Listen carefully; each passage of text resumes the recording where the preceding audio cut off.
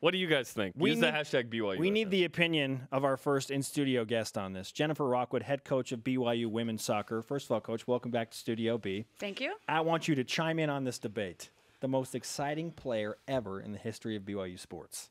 Oh, I'd have to say Shauna Robach. Aha, yes. Right? Okay. We brought that up. We anticipated that you might say that. A leading goal scorer for our program, and no one's going to come close to it. She was quite a remarkable player for us back in the day. And an Olympian to boot. Yeah, absolutely. Can't beat that. 90-something goals. Yeah.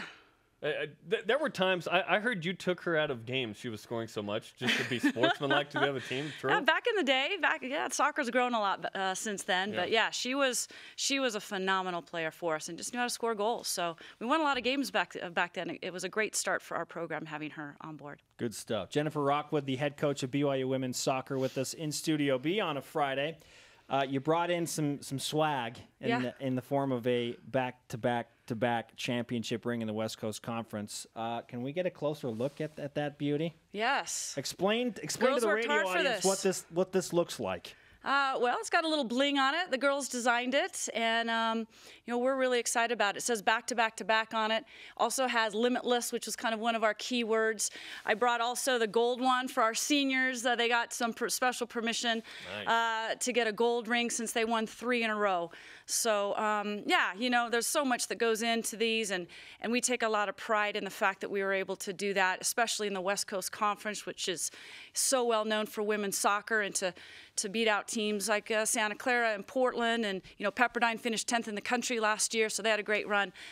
So it's fun. It's great when they come in and we get to wear them, and now we're shooting for another one next year, going for 4 in a row. Before we break down the schedule that was released yesterday, and it's awesome, tell us about Limitless.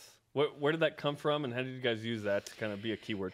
Just so often you just put limits on yourselves. You doubt yourself, and if things don't go well, it's easy to lose confidence. And we just got to realize that we have so much potential as individuals and as athletes that the sky's the limit. And if we just believe in what we can do, again, as our players can be their very best, and our team, there is no limit. Whatever their limit is, we put on ourselves. So we need to make sure that we understand that options are limitless, wins are limitless, and what we want to do in this program, is get to that very, very highest level. We've been close a few times, but it's going to take a little bit more. We've got to figure it out a little bit more to kind of take it to that next step. Jen Rockwood has a career in sports psychology whenever she decides to be done coaching soccer. And talk to Craig Manning about that as well.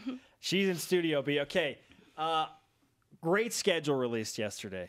I mean, we're looking at it, and 6 different teams in the Pac-12. Early, you're going to Hawaii. I mean, you're challenging yourself. It seems like every year you ramp it up a little. Like, it wasn't easy last year, and now this year it looks even more difficult. What went into that? Well, we always take pride in scheduling a nationally competitive schedule to see how good we can be. You only know how good you can be if you play the very best and what you need to work on, and certainly to prepare us for our conference play. But, last year we really challenged ourselves with Baylor and Oregon, Washington State, LSU.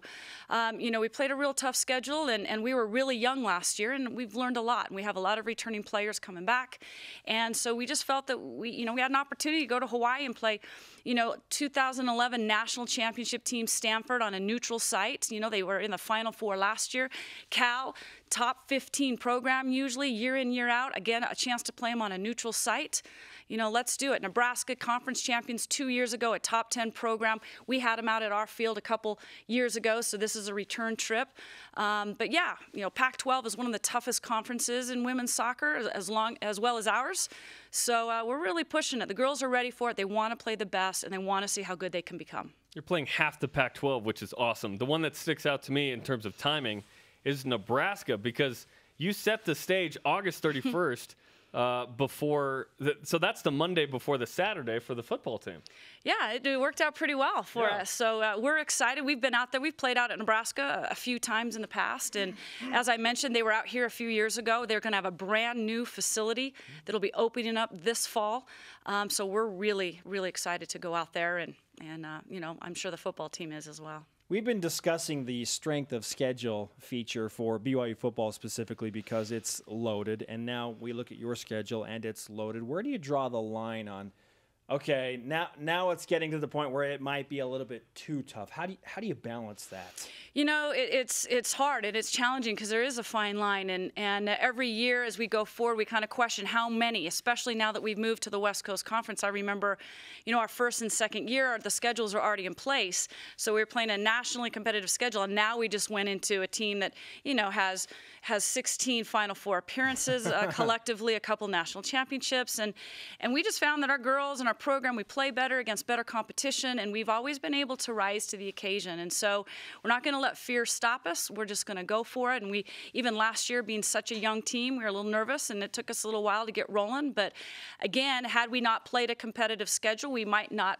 realize what we needed to work on to get to the point where we could make a run and win another conference championship.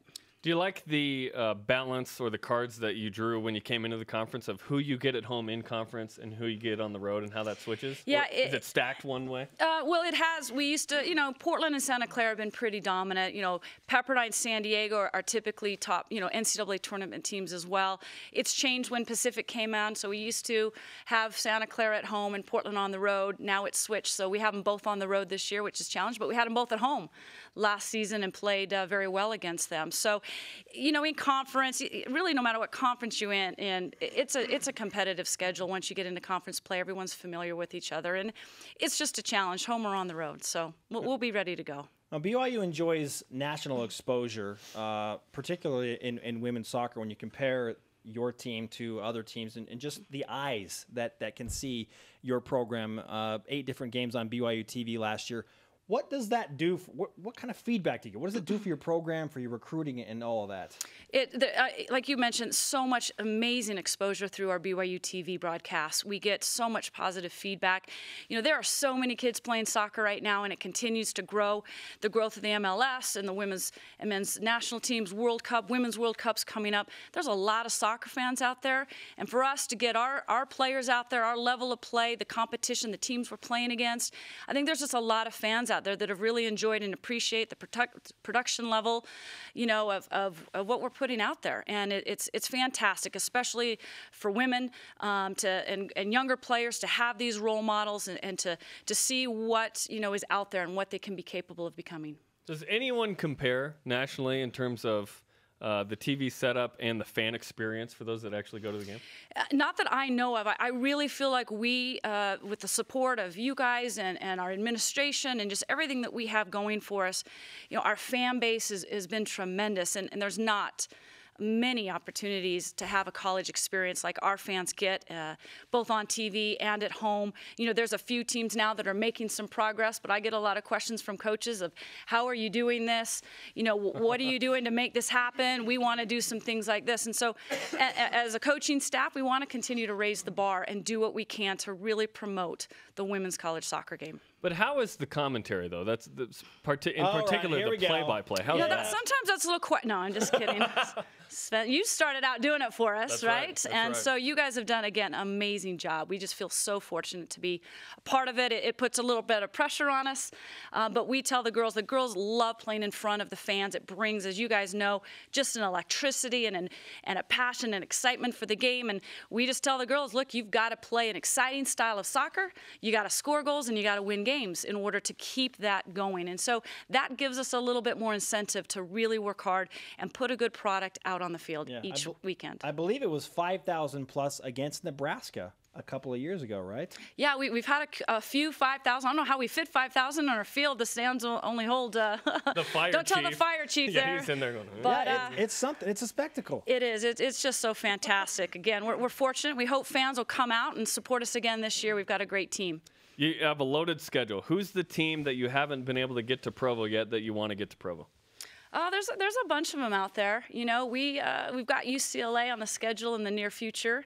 Hope to get them back. Hope to get Ohio State back here. Penn State, Texas, Auburn. We're going for some big schools down the road that I think we will get here. That we're going to be playing there on the road in the next years, and we'll get some return trips out of them. How about North Carolina?